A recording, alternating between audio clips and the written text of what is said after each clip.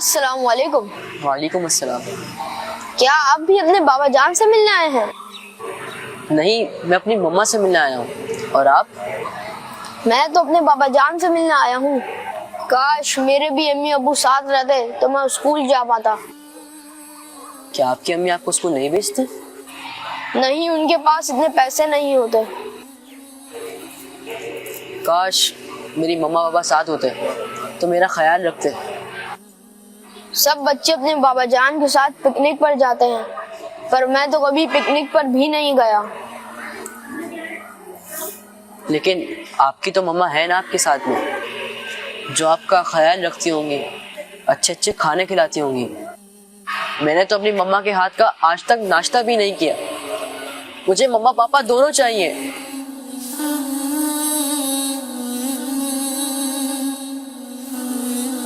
بیٹا ملاقات کا وقت ہو گیا ہے، آپ دونوں میرے ساتھ چلیں۔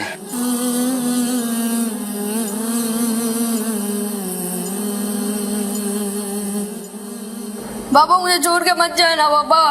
بیٹا رو مت، میں آپ کے لیے کھلونے لایا ہوں نا۔ میرے بچے کو فٹ بال پسند ہے نا، بنے گا نا فٹ بالر میرا بیٹا۔ الٹا سیدھا کھانا کھانے کی وجہ سے میری یہ حالت ہو گئی ہے، روزانہ ڈرپ لگتی ہے مجھے۔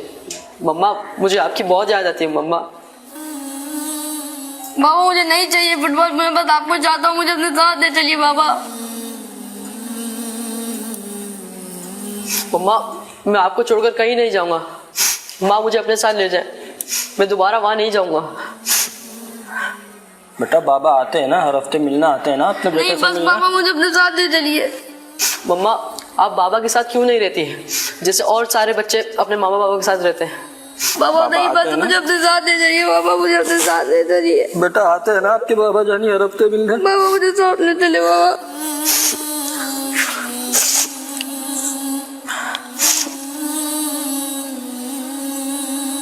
ملاقات کا وقت ختم ہو گیا ہے۔ بابا مجھے اپنے ساتھ لے چلیے نا۔ بیٹا آتے ہیں، بابا آتے ہیں نا ہر ہفتے ملنے۔ بابا مجھے اپنے ساتھ لے چلیے۔ بابا بابا اگلے مجھے ہفتے اپنے پھر ساتھ آئیں لے گے۔ چلیے بابا۔ بیٹا بابا پھر آئیں گے اگلے ہفتے۔ بابا مجھے اپنے ساتھ بابا لے پھر آئیں چلیے گے اگلے بابا۔ ہفتے۔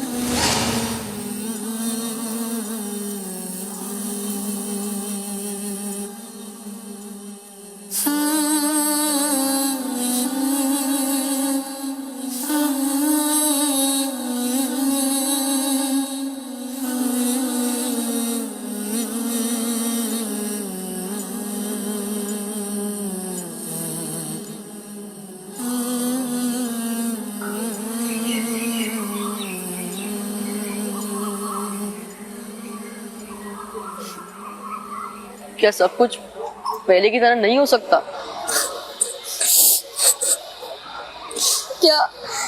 کیا وہ ہمارے لیے نہیں ہو سکتے؟ یہ بال تم ہی رکھ لو، میرے کسی کام کی نہیں ہے۔ اللہ پاک کسی بچے کو اس کے ماں بابا سے جدا نہ کرے۔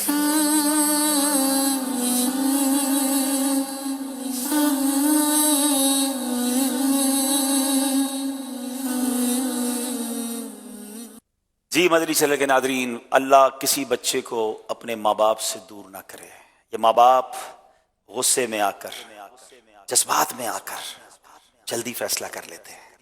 آج کل تو یہ عجیب سی باتیں سننے کو ملی کہ شادی کو چند مہینے ہوئے اور لڑکی کہتی ہے میں نے طلاق لینی ہے، لڑکا کہتا ہے میں برداشت نہیں کر سکتا، میں نے طلاق دینی ہے۔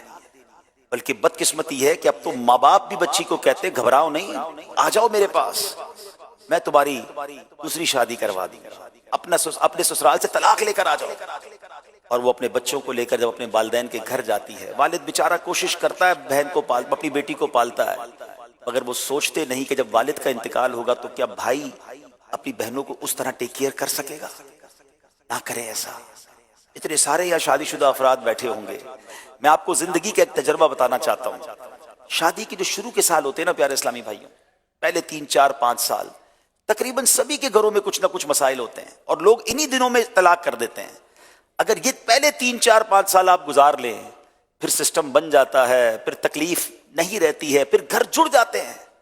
آج بھی ہو سکتا ہے اس ہال میں ایسے بچے ہوں گے کہ جن کے ماں باپ جدا ہوں گے، وہ کبھی باپ سے الگ ملنے جاتے ہوں گے، ماں سے الگ ملنے جاتے ہوں گے، ان کی زندگی بالکل عجیب و غریب ہو جاتی ہے جب وہ دوسرے بچوں کو دیکھتے ہیں کہ اپنے ماں باپ کے ساتھ وہ کیسے گھوم رہے ہیں، اور ہماری ماں ہمارے ابو کے ساتھ نہیں، ابو ہماری والدہ کے ساتھ نہیں، ہم کس کے ساتھ رہیں؟ یہ کیوں نہیں سوچتے فیصلہ کرنے سے پہلے؟ تو اے میرے پیارے اسلامی بھائیوں، اے میری بہنوں، جو میرے بڑے بزرگ سن رہے ہیں، آپ بھی کبھی یہ آفر نہ کریں، انتظار کیجئے، وقت دیجئے۔ آپ کو لگتا ہے معاملہ بہت خراب ہو گیا ہے تو پھر دارالافتاء اہل سنت آئیے، ہمارے مفتیان کرام سمجھائیں گے، اور اگر خدا نہ خواستہ آپ نے طے ہی کر لیا ہے کہ طلاق دینی ہے، میں پھر بھی آپ کو مشورہ دوں گا کہ شریعت نے کچھ طریقے بتائے کہ طلاق کیسے دینی ہے، جدائی کرنی ہے اس کا بھی شریعت نے طریقہ بتایا، مگر اس جدائی کو بھی غیر شرعی طریقے سے کرتے ہیں، یا بعض اوقات ایسا انداز ہوتا ہے۔ ہم چلیں گے قبلہ مفتی شفیق صاحب کی بارگاہ میں، ہمارے علماء کرام ہمیں کیسے سکھاتے ہیں، کیسے سمجھاتے ہیں، ان کے پاس تو روز ایسے مسائل آتے ہیں۔ جب ہم نے ان کو بتایا کہ ہم اس طرح کا ایک باقاعدہ سیگمنٹ کرنے جا رہے ہیں تو انہوں نے خود ماشاءاللہ ایک ویڈیو بنا کے بھیجا ہے، آئیے دیکھیے، سوچئے اور پلیز کچھ صبر سے کام لیجئے۔ مدنی چینل کا مقبول اور محبوب سلسلہ ذہنی آزمائش، جہاں اس پروگرام کے اندر بہت سی دینی اور شرعی معلومات فراہم کی جاتی ہے، وہاں معاشرے کے اندر طرح طرح کی جو پھیلی ہوئی برائیاں ہیں ان کا بھی سد باب کرنے کی کوشش کی جاتی ہے۔ ایک پہلو تو یہ ہے کہ بلا وجہ طلاق بالکل بھی نہ دی جائے، اس کی طرف قدم نہ اٹھایا جائے، اور دوسری بات یہاں پر کہ بعض اوقات انسان یہ غلطی کر لیتا ہے اور طلاقیں واقع کر لیتا ہے، اب بھی شیطان اس کو مختلف بہکاوے میں لا کر اور مختلف وساوس اور غلط فہمیاں اس کے ذہن میں پیدا کر کے وہ دوبارہ اسی طرح ساتھ رہنا شروع کر دیتے، اور یہ غلط فہمیاں جو آج میں کچھ عرض کروں گا ہمارے معاشرے میں بہت زیادہ پائی جاتی، اور جس کی وجہ سے طلاقیں دینے کے باوجود جہاں رجوع کی اور ساتھ رہنے کی صورت نہیں گئے پھر بھی ساتھ رہ رہے۔ بیوی کا سننا شرط نہیں ہے، شوہر نے طلاق چاہے دوستوں کے سامنے ہو، چاہے گھر پہ ہو، کہیں پر بھی ہو، طلاقیں تو واقع ہو جائیں گی، بیوی موجود ہو یا نہ ہو، بیوی کا موجود ہونا ضروری نہیں۔ اچھا آگے کہتے گواہ نہیں تھے، طلاق کے وقت کے گواہ نہیں، تو طلاق کے وقوع کے لیے گواہوں کی بھی حاجت نہیں۔ ایک اور بات، نہیں جی غصے میں طلاق دی تھی، غصے میں تو نہیں ہوتی طلاق، طلاق دی ہی غصے میں جاتی۔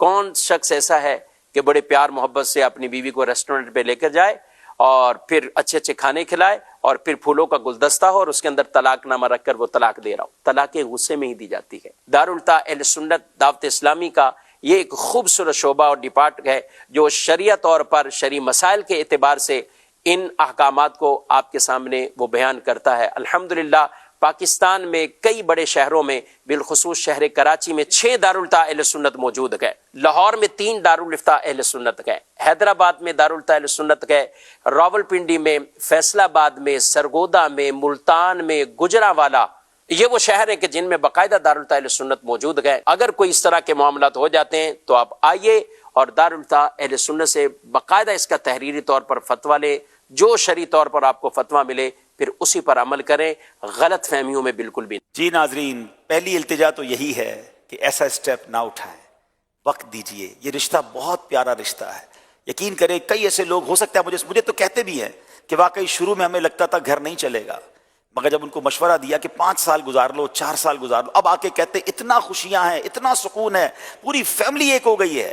ہم اگر وجہ سمجھے نا کہ ایک ایسا فرد تھا جو ہماری فیملی میں نہیں تھا، وہ اب ہمارے گھر میں آیا ہے، اس کو ہمارے گھر کے معاملات سمجھنے میں ٹائم لگے گا، گھر والوں کو اس کا مزاج سمجھنے میں ٹائم لگے گا، جب ہی جھگڑا ہو رہا ہوتا ہے کنفیوژن رہتی ہے، کچھ عرصے بعد سمجھ جاتے ہیں کہ یہ اب گھر کا ہی فرد بن گیا ہے، دونوں طرف سے نرمی ہو جاتی ہے اور معاملہ سیٹل ڈاؤن ہو جاتا ہے۔ تو خدا را اپنے رشتوں کو وقت دیجیے، اور اگر خدا نہ خواستہ میں نے جیسے کہا کہ یہ کرنا بھی ہے تو دارالفتاء اہل سنت سے ضرور رابطہ کریں، ایسا نہ ہو کہ کوئی ایسا کام کر بیٹھیں جو پھر حرام ہو جائے اور گناہ جاریہ کا کام ہو جائے، تو دارالفتاء کی رہنمائی بھی آپ کو مل گئی ہے۔